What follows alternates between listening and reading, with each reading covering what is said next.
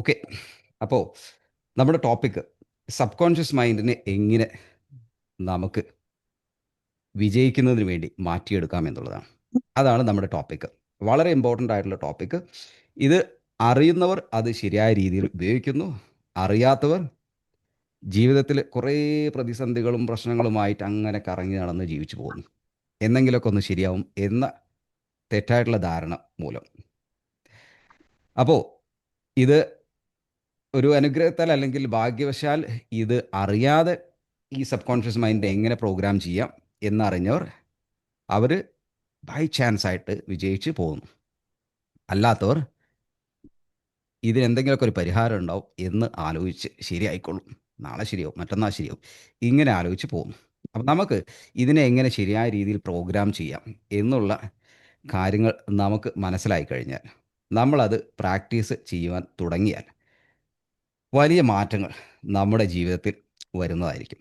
അപ്പോൾ നിങ്ങളുടെ എല്ലാവരും ശ്രദ്ധ പരിപൂർണമായും ഈ വെബിനാർ കഴിയുന്നത് വരെ ഇവിടെ തന്നെ ഇരിക്കട്ടെ. നിങ്ങൾക്ക് നോട്ട്സൊക്കെ എഴുതാം. എന്തെങ്കിലും സംശയങ്ങളോ മറ്റോ ഉണ്ടാവുന്ന സമയത്ത് നിങ്ങൾക്ക് അല്പസമയം കഴിഞ്ഞ് ടൈപ്പ് ചെയ്യാം. പിന്നെ അതുപോലെ നമുക്കൊരു ക്വസ്റ്റ്യൻ ആൻസർ സെഷനും ലാസ്റ്റ് ഉണ്ടായിരിക്കുന്നതാണ്. അപ്പോൾ ആ സമയത്തൊക്കെ നിങ്ങൾക്ക് ചോദ്യങ്ങൾ ചോദിക്കാം. അപ്പോൾ നമുക്ക് സ്റ്റാർട്ട് ചെയ്യാം.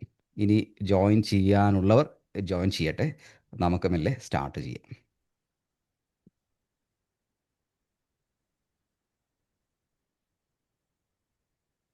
ഞാനൊരു PPT ഷെയർ ചെയ്യുന്നുണ്ട്. അത് നിങ്ങൾക്ക് കാണുന്നുണ്ടെങ്കിൽ ഒന്ന് യെസ് ടൈപ്പ് ചെയ്യാം. യെസ് എന്നൊന്ന് ടൈപ്പ് ചെയ്തോളൂ, നിങ്ങൾക്കത് കാണാൻ പറ്റുന്നുണ്ടെങ്കിൽ. നിങ്ങളുടെ ആക്റ്റീവായിട്ടുള്ള പാർട്ടിസിപ്പേഷൻ ആവശ്യമാണ്. അപ്പോൾ ചില ചോദ്യങ്ങളൊക്കെ ചോദിക്കുന്ന സമയത്ത് നിങ്ങൾക്ക് റെസ്പോണ്ട് ചെയ്യാം. Okay, very good, thank you. Okay, yes. So reprogram your subconscious mind for success. Unlock the power within to attract the life you deserve. അപ്പോൾ നമ്മൾക്ക് ആഗ്രഹിക്കുന്ന രീതിയിൽ നമ്മുടെ സബ് കോൺഷ്യസ് മൈൻഡിനെ അനുകൂലമാക്കി മാറ്റിയെടുക്കണം. അതാണ് നമ്മുടെ പ്ലാൻ. അതിന് വേണ്ട കാര്യങ്ങൾ എന്തൊക്കെയെന്ന് നമുക്ക് ചെറുതായിട്ടൊക്കെ ഒന്ന് നോക്കാം. അപ്പോൾ അതിനു മുമ്പായിട്ട് എന്നെക്കുറിച്ച് ചില കാര്യങ്ങൾ ഞാൻ നിങ്ങളോട് പറയാം.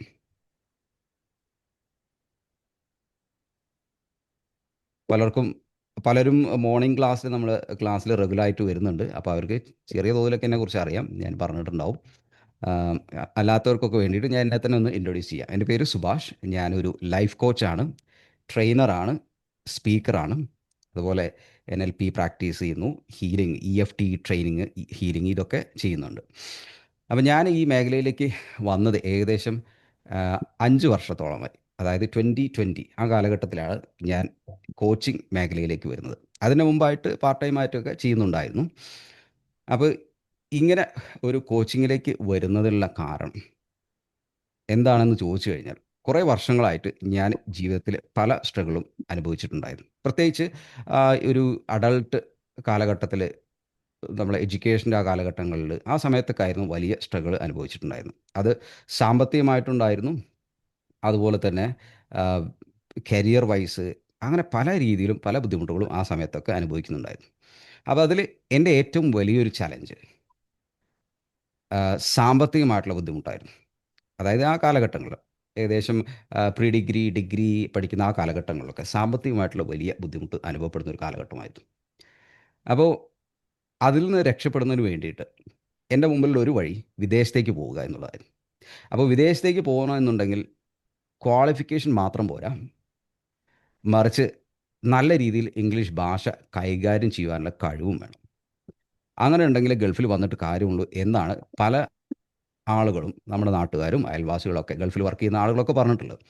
അപ്പോൾ അതുകൊണ്ട് നീ വെറും ഡിഗ്രി അല്ലെങ്കിൽ BEd ഇത് കഴിഞ്ഞുകൊണ്ടൊന്നും അവിടെ ജോലി കിട്ടുകയൊന്നുമില്ല, നല്ല ലാംഗ്വേജ് വേണം.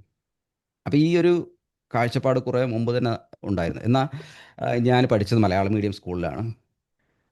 ഇംഗ്ലീഷ് ഭാഷ എനിക്ക് അത്രമാത്രം വഴങ്ങുന്ന ഒന്നും ആയിരുന്നില്ല. പ്രത്യേകിച്ച് സ്പോക്കൺ ഇംഗ്ലീഷ്, സംസാര ഭാഷ ഇംഗ്ലീഷ് സംസാരിക്കാനുള്ള ആ ഒരു കപ്പാസിറ്റി ഇല്ല എന്നുള്ള ഒരു ബോധ്യം എനിക്കുണ്ടായിരുന്നു. അപ്പോൾ അതുകൊണ്ട് തന്നെ ആ ഭാഷ ഒരിക്കലും പഠിക്കാൻ പറ്റില്ല, അല്ലെങ്കിൽ അതിലെനിക്കൊരു കോൺഫിഡൻസ് ഉണ്ടായിരുന്നില്ല. അപ്പോൾ അങ്ങനെ ഈ ഭാഷ എങ്ങനെ പഠിക്കും?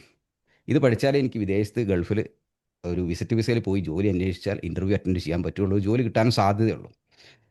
എന്നാൽ വിദേശത്ത് പോയേ പറ്റൂ. സാമ്പത്തികമായിട്ടുള്ള ഈ ബുദ്ധിമുട്ടൊക്കെ മാറണമെങ്കിൽ വിദേശത്ത് പോയേ പറ്റും.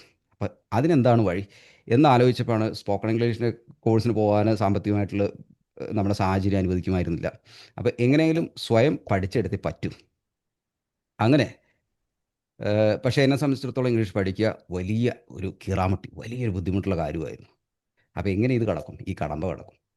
അങ്ങനെ ഞാൻ കുറേ ഇതിനെക്കുറിച്ചൊക്കെ അന്വേഷിച്ച സമയത്താണ് ഒരു ദിവസം ഞാൻ യാദൃശ്ചികമായിട്ട് ആ, ഒരു ഫോറിനർ, അതായത് നമ്മൾ കോട്ടയ്ക്കൽ ആയുർവേദശാല എന്ന് പറയും ആ സ്ഥാപനത്തിൻ്റെ അടുത്ത് ഒരു ഫോറിനർ, അദ്ദേഹം ഒരു മലയാളിയുമായിട്ട് വളരെ ഫ്ലുവൻ്റ് ആയിട്ട് രണ്ടുപേരും ഇംഗ്ലീഷ് സംസാരിക്കുന്നത് കണ്ടു. അപ്പോൾ ഞാൻ തന്നെ അത്ഭുതപ്പെട്ടു. ഓ, ഇങ്ങനെ ഒക്കെ സംസാരിക്കാൻ മലയാളിയായിട്ടുള്ള ആളുകൾക്കും പറ്റുമോ എന്ന് ഞാൻ ഒന്ന് ചിന്തിച്ചു. പിന്നെ ഇത് ഞാൻ എൻ്റെ മൈൻഡിൽ തന്നെ ഇങ്ങനെ കാണാൻ തുടങ്ങി. ഞാൻ ഇംഗ്ലീഷിൽ നാറ്റീവ് ഇംഗ്ലീഷ് സ്പീക്കേഴ്സിനോട് സംസാരിക്കുന്നത് എൻ്റെ മനസ്സിലിങ്ങനെ ഇടയ്ക്കിടയ്ക്ക് ഇങ്ങനെ കാണാൻ തുടങ്ങി. വെറുതെ ചുമ്മാ. കാരണം എന്തായാലും ഇപ്പോൾ ഇത് നടക്കാൻ പോകുന്ന കാര്യമില്ല. എന്നാലും വെറുതെ നമുക്ക് ദിവാസ്വപ്നം കാണുന്നതിൽ പ്രത്യേകിച്ച് പൈസ ഒന്നും കൊടുക്കണ്ടല്ലോ. അങ്ങനെ ഞാൻ ഇത് കണ്ട് മനസ്സിൽ ഇങ്ങനെ ഇടയ്ക്കൊക്കെ ഇങ്ങനെ കാണും. ഞാൻ ഇംഗ്ലീഷ് വളരെ ഭംഗിയായിട്ട് സംസാരിക്കുന്നതൊക്കെ, പ്രത്യേകിച്ച് ഫോറിനേഴ്സിനോടൊക്കെ. അങ്ങനെ പെട്ടെന്ന് അങ്ങനെ ഒരു വിഷ്വലൈസേഷൻ ഞാനിങ്ങനെ അറിയാതെ നടത്തി വന്നപ്പോൾ എനിക്ക് ഇംഗ്ലീഷ് ഭാഷ പഠിക്കുന്നതിന്, വായിക്കുന്നതിന്, പുതിയ പുതിയ വാക്കുകൾ പഠിക്കുന്നത്, ഇതിനൊക്കെ ഒരു ഒരു ചെറിയൊരു താല്പര്യം വന്നു. അതായത് എനിക്ക് സാധിക്കില്ല എന്ന് ഞാൻ 100% വിശ്വസിച്ചിരുന്നൊരു കാര്യം ചെയ്യുന്നതിന് വേണ്ടി എൻ്റെ അബോധ മനസ്സ്, സബ് കോൺഷ്യസ് മൈൻഡ് തന്നെ ഞാനറിയാതെ അതിനുള്ള ശ്രമങ്ങൾ തുടങ്ങിക്കഴിഞ്ഞിട്ടുണ്ടായിരുന്നു. അങ്ങനെ ഞാൻ പുസ്തകങ്ങൾ വായിക്കാൻ തുടങ്ങി. പുസ്തകങ്ങൾ വാങ്ങിക്കുന്നു, അത് വായിക്കുന്നു, അറിയാത്ത വേർഡ്സിൻ്റെ മീനിങ്ങൊക്കെ ഡിക്ഷണറിയിൽ നോക്കുന്നു, ഞാനത് സ്വയം പ്രാക്ടീസ് ചെയ്യുന്നു. ഇങ്ങനെ കുറച്ച് ആഴ്ചകൾ, മാസങ്ങൾ കഴിഞ്ഞപ്പോൾ തന്നെ ഞാൻ വളരെ ഭംഗിയായിട്ട് ഇംഗ്ലീഷ് സംസാരിക്കാൻ തുടങ്ങി. അങ്ങനെ ഇംഗ്ലീഷ് സംസാരിക്കാൻ തുടങ്ങിയപ്പോഴാണ് എനിക്ക് ഒരു കാര്യം മനസ്സിലായത്. നമ്മുടെ മനസ്സിന് ഇമാജിനേഷൻ ചെയ്യാൻ സാധിക്കുമെങ്കിൽ, വിഷ്വലൈസ് ചെയ്യാൻ സാധിക്കുമെങ്കിൽ, അത് ഫീലിങ്ങോട് കൂടെ റിപ്പീറ്റ് ചെയ്ത് നമുക്ക് കാണുവാൻ സാധിക്കുന്നുവെങ്കിൽ, നമ്മളറിയാതെ നമ്മുടെ മനസ്സ് പല കാര്യങ്ങളിലേക്കും, നമുക്ക് ആവശ്യമുള്ള പല കാര്യങ്ങളിലേക്കും കൊണ്ടുപോകും എന്ന ഒരു യാഥാർത്ഥ്യം തിരിച്ചറിഞ്ഞു. അപ്പോൾ ഞാൻ അതിനെക്കുറിച്ച് വായിക്കാൻ തുടങ്ങി. ലോ ഓഫ് അട്രാക്ഷൻ, അതുപോലെ അത്തരത്തിലുള്ള പുസ്തകങ്ങൾ, വർക്ക്ഷോപ്പുകൾ, കുറേ മെൻറ്റേഴ്സ്, ഇവരുടെയൊക്കെ പല വീഡിയോസോ അല്ലെങ്കിൽ പുസ്തകങ്ങളൊക്കെ വായിക്കാനൊക്കെ തുടങ്ങി. അന്ന് റെക്കോർഡിംഗ് കാസറ്റുകളൊക്കെ ആയിരുന്നല്ലോ. അപ്പോൾ അത്തരത്തിലുള്ള ഇംഗ്ലീഷുള്ള ബുക്സ് ഒക്കെ വായിക്കാൻ തുടങ്ങി. അങ്ങനെ അത് എനിക്ക് വലിയൊരു ഇൻസ്പിറേഷൻ ആവുകയും അതോടൊപ്പം തന്നെ ഞാൻ ആഗ്രഹിച്ച പോലെ വിദേശത്തേക്ക് എനിക്ക് പോകാൻ സാധിക്കുകയും അവിടെ ഇൻ്റർവ്യൂ അറ്റൻഡ് ചെയ്യുകയും ഇൻ്റർവ്യൂവിൽ നല്ല രീതിയിൽ പെർഫോം ചെയ്യാൻ സാധിക്കുകയും അങ്ങനെ എനിക്ക് അവിടെ ജോലി കിട്ടുകയും ചെയ്തു. ഒരിക്കലും സാധ്യമല്ല എന്ന് ചിന്തിച്ച ആ ഭാഗത്തു നിന്ന് എനിക്ക് സാധ്യമാണ് എന്ന് പരിപൂർണമായും ബോധ്യപ്പെടുകയും ചെയ്തു. അങ്ങനെ ഞാൻ അവിടെ കുറച്ച് കാലം വർക്ക് ചെയ്തു. പിന്നെ ബൈ ക്വാളിഫിക്കേഷൻ ഞാൻ ഒരു ടീച്ചറാണ്. അതായത് BA, B.Ed, MA ഇതായിരുന്നു എൻ്റെ ക്വാളിഫിക്കേഷൻ. പക്ഷേ ആ സമയത്ത് എനിക്ക് ടീച്ചിങ്ങിൽ എക്സ്പീരിയൻസ് ഇല്ലാത്തതുകൊണ്ട് അവിടെ ജോലി കിട്ടുമോ ഇല്ലേ എന്നുള്ള സംശയം കൊണ്ട് പലപ്പോഴും ഞാൻ സ്കൂളുകളിലേക്കൊന്നും അപ്ലൈ ചെയ്തിട്ടുണ്ടായിരുന്നില്ല. പക്ഷേ മനസ്സിലാഗ്രഹം ടീച്ചിങ്ങിലേക്ക് വരണം എന്നുള്ളതായിരുന്നു. അങ്ങനെ ഞാൻ വീണ്ടും ഇതിനെക്കുറിച്ചൊക്കെ ചിന്തിക്കാൻ തുടങ്ങി. ആ, അപ്പോൾ ആ സമയത്ത് ഞാൻ അവിടെ ഒരു ഓഫീസിൽ വർക്ക് ചെയ്യായിരുന്നു. പക്ഷേ ടീച്ചിങ്ങിലാണ് എൻ്റെ പാഷനും എനിക്ക് താല്പര്യമുള്ള ഒക്കെ. അങ്ങനെ ഞാൻ അതും ഇങ്ങനെ വിഷ്വലൈസ് ചെയ്യലും മനസ്സിലിങ്ങനെ കാണലും ഞാൻ ഉദ്ദേശിച്ച ഒരു സാലറി കിട്ടുന്നതും ഈ കുട്ടികളെ പഠിപ്പിക്കുന്നതും ഇതൊക്കെ ഞാൻ പലപ്പോഴും ഇങ്ങനെ മനസ്സിൽ ദിവാസ്വപ്നം കാണുകയും അങ്ങനെ കുറച്ച് വർഷങ്ങൾ കഴിഞ്ഞപ്പോൾ ഞാൻ ആഗ്രഹിച്ചതുപോലെ തന്നെ ഒരു സ്കൂളിൽ ജോലി കിട്ടുകയും and then I started to teach ഞാൻ അവിടെ പഠിപ്പിക്കാൻ തുടങ്ങുകയും ചെയ്തു. അങ്ങനെ ഞാൻ പഠിപ്പിച്ചു. വേറെ നല്ല സ്കൂളിൽ നിന്നൊക്കെ നല്ല റെസ്പെക്റ്റും റെക്കഗ്നീഷനും ഒക്കെ ലഭിച്ചു. അപ്പോൾ എനിക്ക് തോന്നി, ഓക്കെ, ഈ സാലറി പോരാ, എനിക്ക് എൻ്റെ ഫാമിലിയെ കൊണ്ടുവരണമെങ്കിൽ I need a better high paying job, I mean school, നല്ല പേയ്മെൻറ്റ് തരുന്ന ഒരു സ്കൂളിൽ കിട്ടണം. അങ്ങനെ ഇതായി എൻ്റെ ആഗ്രഹം. അങ്ങനെ ഞാൻ അതൊക്കെ എഴുതി വെക്കുന്നു. ഞാൻ ഇത്തരത്തിലുള്ള ടെക്നിക്സ് കാര്യങ്ങൾ ഉപയോഗിക്കുന്നു, പഠിക്കുന്നു, പ്രാക്ടീസ് ചെയ്യുന്നു. അങ്ങനെ എനിക്ക് നല്ലൊരു സ്കൂളിൽ ഞാൻ ഉദ്ദേശിക്കുന്ന ഒരു സാലറി തന്നെ ജോലി കിട്ടുകയും ഫാമിലിയെ അങ്ങോട്ട് കൊണ്ടുവരാനുള്ള സാഹചര്യവും അവിടെ ലഭ്യമായി. അങ്ങനെ ഞാൻ കുറച്ച് കാലം അവിടെ വർക്ക് ചെയ്തു. അതിന് ശേഷമാണ് ഞാൻ ഈ കോച്ചിങ്ങിനെ കുറിച്ച് അറിയാൻ തുടങ്ങിയതും. ഒരുപാട് മെൻറ്റേഴ്സിന് അവർക്ക് പല ട്രെയിനിങ്ങിലൂടെ അറ്റൻഡ് ചെയ്യുകയും അങ്ങനെ എൻ്റെ ഒരുപാട് സമയവും ഇൻവെസ്റ്റ്മെൻറ്റും പൈസയൊക്കെ ഞാൻ ഇത്തരം കാര്യങ്ങൾ പഠിച്ചെടുക്കുന്നതിന് വേണ്ടി ഉപയോഗിച്ചു. അങ്ങനെ ഞാൻ ഉപയോഗിച്ചു. അതെൻ്റെ സ്കൂളുകളിൽ പ്രാക്ടീസ് ചെയ്തു. കുട്ടികളിൽ ഉപയോഗിച്ചു. എൻ്റെ പല കൊളീഗ്സിനും അത് ഉപകാരപ്പെട്ടു. അങ്ങനെ പലർക്കും ഞാൻ പാർട്ട് ടൈം ആയിട്ട് കോച്ചിങ് സർവീസൊക്കെ കൊടുക്കാൻ തുടങ്ങി. അത് കൂടുതൽ ഇംഗ്ലീഷിലായിരുന്നു. കാരണം കൊളീഗ്സ് കൂടുതലും നോർത്ത് ഇന്ത്യയിൽ നിന്നുള്ള ആളുകളൊക്കെ ആയിരുന്നു. ചില ഫോറിനേഴ്സും ഉണ്ടായിരുന്നു. അങ്ങനെ അതിനുശേഷം എനിക്ക് കുറച്ചും കൂടെ വൈഡായിട്ട് ഇത് എക്സ്പാൻഡ് ചെയ്യാൻ സാധിക്കുമെന്നും ആ തിരിച്ചറിവുണ്ടാവുകയും അങ്ങനെ ഞാൻ ഇതിലേക്ക് ഫുൾ ടൈം ആയിട്ട് ഞാൻ ഇറങ്ങുകയും ചെയ്തു. ഇപ്പോൾ ഞാനൊരു ഫുൾ ടൈം ലൈഫ് കോച്ചാണ്. അപ്പോൾ ഇതാണ് എൻ്റെ ബാക്ക്ഗ്രൗണ്ട്. അത് നിങ്ങളോട് ഷെയർ ചെയ്യാൻ കാരണം ഞാൻ ഇങ്ങനെ വലിയ സംഭവമായി എന്ന് പറയുന്നതിന് വേണ്ടിയിട്ടല്ല. വെറും ആവറേജ് ആയിരുന്ന ഞാൻ എങ്ങനെ ഞാൻ ആഗ്രഹിച്ച പോലെ ജീവിതം മാറ്റിമറിക്കാൻ സാധിച്ചു എന്ന് നിങ്ങളോട് പറയാൻ വേണ്ടിയിട്ടും അത് സാധ്യമാണ് എന്ന് കൺവിൻസ് ചെയ്യുന്നതിനും വേണ്ടിയിട്ടാണ്. അപ്പോൾ എൻ്റെ ഭാഗം ചിന്തിക്കുമ്പോൾ എനിക്ക് ഇപ്പോൾ വളരെ സക്സസ്ഫുൾ ആയിട്ടുള്ള ഹാപ്പി ആയിട്ടുള്ള ഒരു ജീവിതം ഞാൻ മുന്നോട്ട് കൊണ്ടുപോകുന്നുണ്ട്. അതിനർത്ഥം ഞാനൊരു ബില്യണറായി മില്യണറായി എന്നല്ല, മറിച്ച് വെറും ആവറേജ് ആയിരുന്ന ഒരു വില്ലേജ് ബോയ് ഇത്തരത്തിൽ കുഴപ്പമില്ലാത്ത രീതിയിൽ മുന്നോട്ട് പോകാൻ സാധിച്ചുവെങ്കിൽ അതിന് ഞാൻ ചെയ്തിട്ടുള്ള ഇന്നർ വർക്ക്, അതായത് എൻ്റെ മനസ്സിൻ്റെ മേൽ, സബ് കോൺഷ്യസ് മൈൻഡിൻ്റെ മേൽ ഞാൻ ചെയ്തിട്ടുള്ള ഒരുപാട് പ്രവർത്തനങ്ങളുടെ റിസൾട്ടാണ്. എൻ്റെ കഴിവുകൊണ്ടല്ല, മറിച്ച് ഞാൻ ചെയ്ത ഒരുപാട് ഇത്തരത്തിലുള്ള പ്രവർത്തനങ്ങളാണ്. അതായത് നമ്മുടെ മനസ്സിനെ മാനേജ് ചെയ്യുന്നതിനും സബ് കോൺഷ്യസ് മൈൻഡിനെ മാനേജ് ചെയ്യുന്നതിനൊക്കെ വേണ്ടിയിട്ട് ചെയ്തിട്ടുള്ള ഒരുപാട് പ്രാക്ടീസുകളുടെ ഫലമായിട്ടാണ്. അപ്പോൾ അതിൻ്റെ ക്രെഡിറ്റൊക്കെ എന്നെ പഠിപ്പിച്ച ഒരുപാട് മെൻറ്റേഴ്സിനാണ്. അപ്പോൾ ഞാൻ ആ സമയത്ത് പലപ്പോഴും പല മെൻറ്റേഴ്സിനെയും കോച്ചസിനെയും കണ്ട സമയത്തൊക്കെ പലരും നല്ല ഇൻവെസ്റ്റ്മെൻറ്റും ഫീസും കാര്യങ്ങളൊക്കെ ഉണ്ടായിരുന്നു. അപ്പോൾ ഞാനവിടെ മടിച്ച് നിൽക്കുകയാണ്. എന്തിനും അയ്യോ ഇത്രയും ഫീസൊക്കെ കൊടുത്തിട്ട് എന്തിന് പഠിക്കാൻ പോകുന്നു, ഇതൊക്കെ ഉടായിപ്പല്ലേ, ഇതൊക്കെ നടക്കുമോ എന്ന് ഞാൻ ചിന്തിച്ചിരുന്നു എന്നുണ്ടെങ്കിൽ ഞാൻ ഒരിക്കലും ഇത്തരത്തിലുള്ള മേഖലയിലേക്ക് വരുമായിരുന്നില്ല. പക്ഷേ ഞാൻ അത് ഹെസിറ്റേറ്റ് ചെയ്തില്ല. ഞാൻ കംപ്ലീറ്റ് ട്രസ്റ്റ് അവരിൽ ഏൽപ്പിച്ചു. അവരുടെ ആ ബ്ലെസ്സിങ് കൊണ്ട് മാത്രം ഇന്ന് ഇപ്പോൾ നിങ്ങളോട് ഇങ്ങനെ സംസാരിക്കാനൊക്കെ സാധിക്കുന്നു. കാരണം ഒട്ടും കോൺഫിഡൻസ് ഉണ്ടായിരുന്നില്ല. എൻ്റെ കഴിവിൽ എനിക്ക് വിശ്വാസം ഉണ്ടായിരുന്നില്ല. വെറും ആവറേജ് അല്ലെങ്കിൽ ബിലോ ആവറേജ് ആയിരുന്നു. But everything changed because of this work. അപ്പോൾ ഈ വർക്കിനേക്കാൾ ഉപരി I mean my mentors and coaches. അതിൽ കൂടുതലും ഇന്ത്യക്ക് പുറത്തു നിന്നുള്ള ആളുകളുണ്ടായിരുന്നു, ഇന്ത്യൻസും ഉണ്ടായിരുന്നു. അങ്ങനെയൊക്കെ ആയിരുന്നു. പല പല കോച്ചസ് ഉണ്ടായിരുന്നു, പല മെൻറ്റേഴ്സും ഉണ്ടായിരുന്നു. സോ അപ്പോൾ ഞാൻ പറഞ്ഞു വരുന്നത്, നമുക്കൊക്കെ മാറ്റങ്ങൾ വരുത്തുവാൻ സാധിക്കും എന്നുള്ളത് 100% വിശ്വസിക്കുക. കാരണം അത് റിയാലിറ്റിയാണ്. നമ്മുടെ മനസ്സ്, ഈ പറഞ്ഞ സബ് കോൺഷ്യസ് മൈൻഡ് പലപ്പോഴും ഇങ്ങനെ പറയും, "ഏയ് ഇതൊന്നും സാധ്യമല്ല. ഇതൊക്കെ വെറുതെ ഓരോന്ന് പറയുന്നതാണ്. ഇങ്ങനെ മാറ്റമൊന്നും സാധ്യമല്ല." സാധ്യമാണ്. നമുക്കറിയാത്തത് കൊണ്ടാണ്. ഇങ്ങനെ ഞാൻ മുമ്പ് അങ്ങനെ വിശ്വസിച്ചു ഇതൊന്നും സാധ്യമല്ല എന്ന്. പക്ഷേ എൻ്റെ ജീവിതത്തിലൂടെ അനുഭവിച്ച് ഞാൻ പോകുമ്പോൾ I can prove that it is possible. 100% അത് സാധ്യമാണ്. ഓക്കെ. അപ്പോൾ അത് എന്നെക്കുറിച്ചുള്ള ചെറിയ ഒരു കാര്യം. ഇനി നമുക്ക് ആ, അറിയേണ്ട കാര്യങ്ങൾ. ആം, ഞാനൊരു ചെറിയൊരു പിക്ചർ ഞാൻ നിങ്ങൾക്ക് ഇവിടെ കാണിച്ചു തരാം. ഓക്കെ.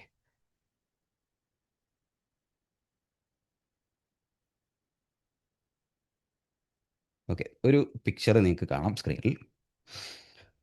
ആ, ഒരു 2 പെൺകുട്ടികൾ, അവരുടെ പിതാവ്, അങ്ങനെ അവർ 3 പേരും ഒരു ട്രാക്ടറിൻ്റെ അടുത്ത് നിൽക്കുന്ന ഒരു പിക്ചറാണ് ഇപ്പോൾ നിങ്ങൾക്ക് കാണാൻ സാധിക്കുന്നത്. ഓക്കെ. അപ്പോൾ ഈ പിക്ചറിനെ കുറിച്ച് ഞാൻ നിങ്ങളോടൊന്ന് എക്സ്പ്ലെയിൻ ചെയ്യാം ഇതെന്താണെന്നുള്ളത്. ഇത് 2013 ഓറിഗോൺ എന്ന സ്ഥലത്ത് യു.എസ്.ൽ ഉണ്ടായ ഒരു ഇൻസിഡൻറ്റ്, അതുമായിട്ട് ബന്ധപ്പെട്ടുള്ള ഒരു പിക്ചറാണിത്.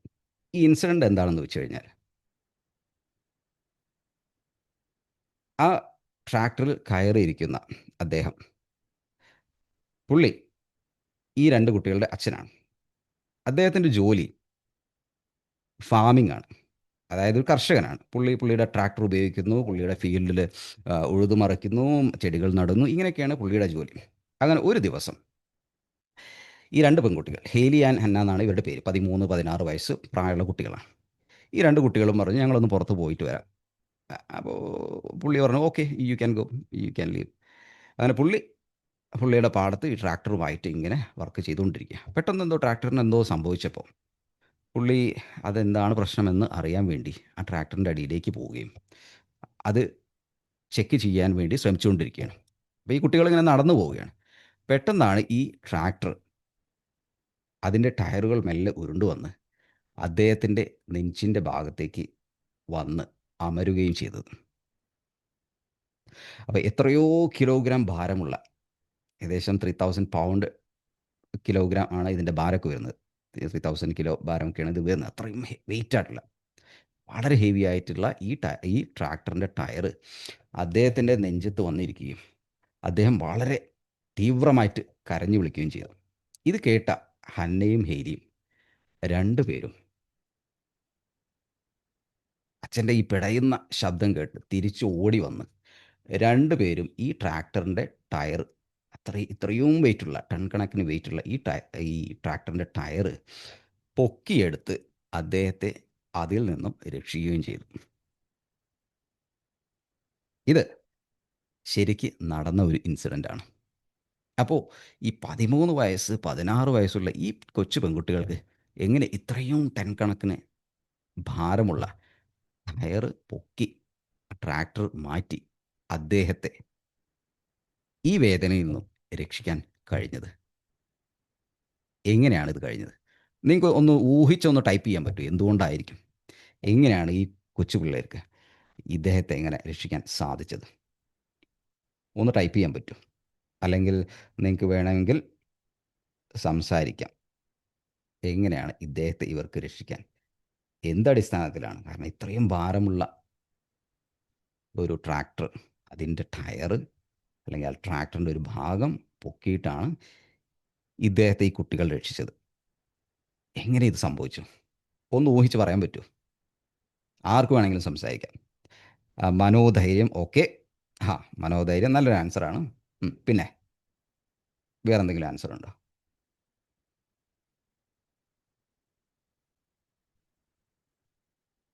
മനോധൈര്യം. പിന്നെ അടുത്ത ആൻസർ വന്നിരിക്കുന്നത് നമുക്ക് നോക്കാം. Okay, confidence. കോൺഫിഡൻസ് കൊണ്ടാണ്. ഓക്കെ, കോൺഫിഡൻസ് എന്നുള്ള വേറൊരു ഉത്തരം. ടൈപ്പ് ചെയ്യൂ, എല്ലാവരും ടൈപ്പ് ചെയ്യൂ. നിങ്ങൾ ആക്റ്റീവായിട്ട് ഇരിക്കും. അങ്ങനെ ആകുമ്പോഴേ നമ്മുടെ വെബിനാറും അടിപൊളിയായിട്ട് മുന്നോട്ട് കൊണ്ടുപോകാൻ പറ്റുള്ളൂ. ഓക്കെ, നിങ്ങളുടെ പാർട്ടിസിപ്പേഷൻ അത്യാവശ്യമാണ്. ഓക്കെ, വേറെ അടുത്ത ഉത്തരം ടൈപ്പ് ചെയ്തിട്ട് പെട്ടെന്ന് ടൈപ്പ് ചെയ്യും. കോൺഫിഡൻസ്, മനോധൈര്യം, വേറെ എന്തൊക്കെയാ? വേറെന്താണ് ഇതിന് കാരണം?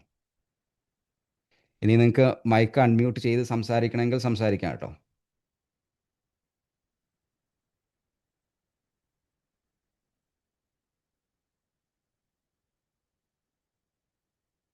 ഓക്കെ, ഷൈനി മാഡം, ജെയ്സൺ, മഞ്ജു, ബിജു, നിങ്ങൾക്കൊക്കെ ടൈപ്പ് ചെയ്യാം. എല്ലാവർക്കും ടൈപ്പ് ചെയ്യാം.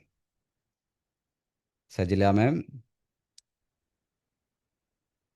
അതിൽ ഒരുപാട് ആളുകൾ നമ്മൾ മോർണിംഗിൽ വരുന്ന ആളുകളുണ്ട് കേട്ടോ. ഓക്കെ, അപ്പോൾ നിങ്ങളൊന്നും മടിച്ചിരിക്കേണ്ട ആവശ്യമില്ല. നിങ്ങൾക്ക് ടൈപ്പ് ചെയ്യാം, അല്ലെങ്കിൽ നിങ്ങൾക്ക് സംസാരിക്കാം.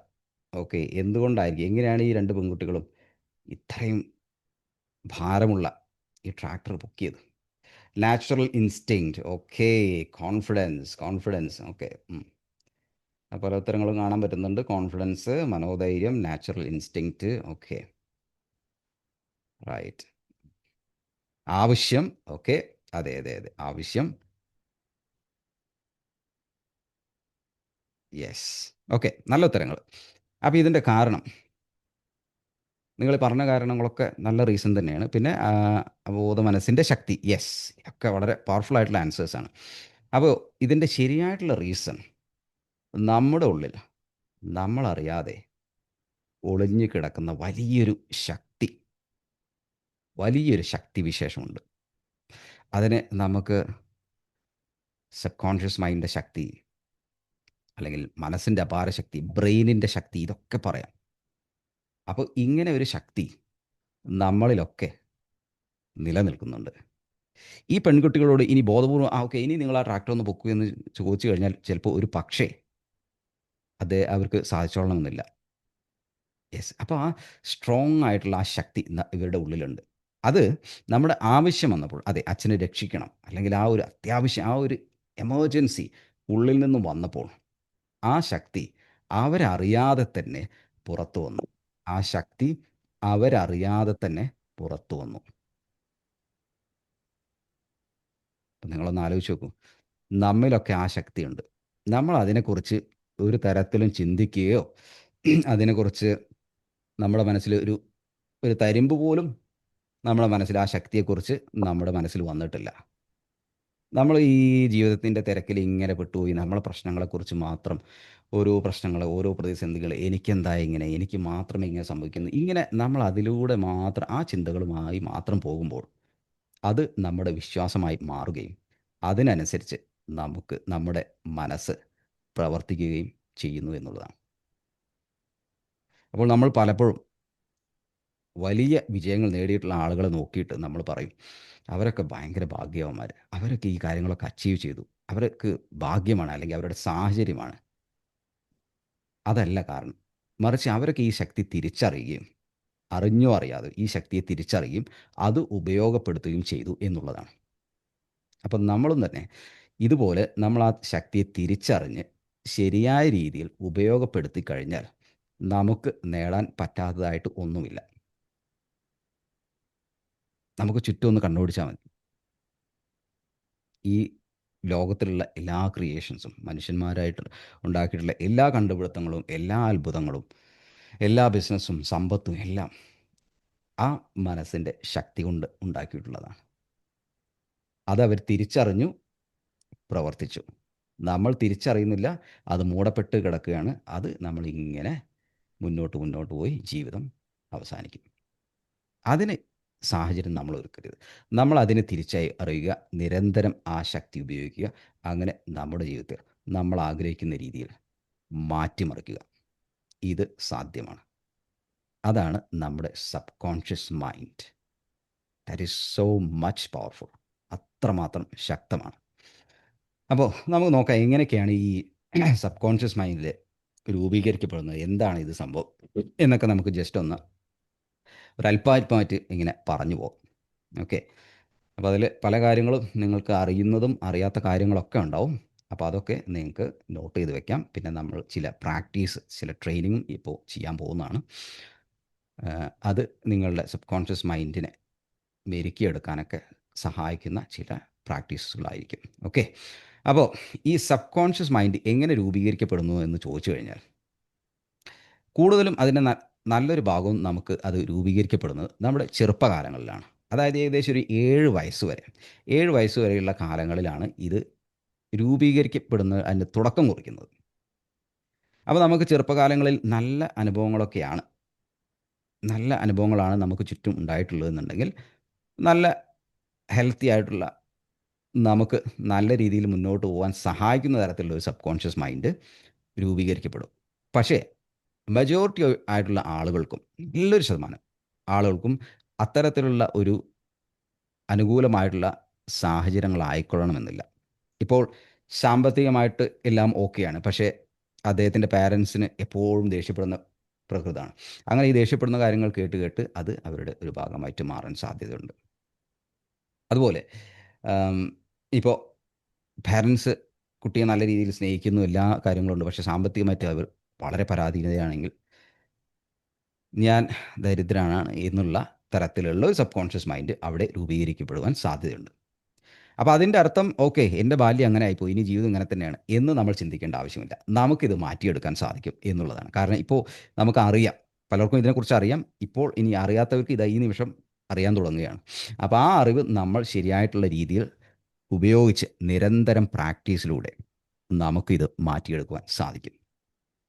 അപ്പോൾ നമ്മുടെ സബ് കോൺഷ്യസ് മൈൻഡിലുള്ളത് കുറേ ചിന്തകൾ, ബിലീഫുകൾ, വിശ്വാസങ്ങൾ. അതായത് വിശ്വാസങ്ങൾ എന്ന് പറഞ്ഞു കഴിഞ്ഞാൽ, ഞാൻ ശരിയല്ല, എൻ്റെ കാര്യങ്ങളൊന്നും ശരിയാവില്ല, ഞാൻ വളരെ മോശമാണ്, എന്നെ കാണാൻ തന്നെ ഒരു സുഖമില്ല, ഞാൻ പഠനത്തിൽ ഞാൻ വളരെ മോശമായിരുന്നു, എല്ലാ കാര്യത്തിലും എനിക്ക് പരാജയമാണ്. ഇങ്ങനെയുള്ള ചില ചില ബിലീഫുകൾ അത് നമ്മുടെ ഉള്ളിൻ്റെ ഉള്ളിൽ ഇങ്ങനെ നിറഞ്ഞു കിടക്കുന്നുണ്ട്. നമ്മൾക്ക് അതിനെക്കുറിച്ചൊരു അറിവുമില്ല. ഇത് നമ്മുടെ ഉള്ളിൻ്റെ ഉള്ളിൽ ഇങ്ങനെ ഈ ചിന്തകളാണ് നടന്നുകൊണ്ടിരിക്കുന്നത്. അപ്പോൾ നമ്മൾ എന്ത് കാര്യങ്ങൾ ചെയ്യുകയാണെങ്കിലും അതിനനുസൃതമായിട്ടായിരിക്കും നമ്മൾ ആ കർമ്മങ്ങൾ ചെയ്യുക.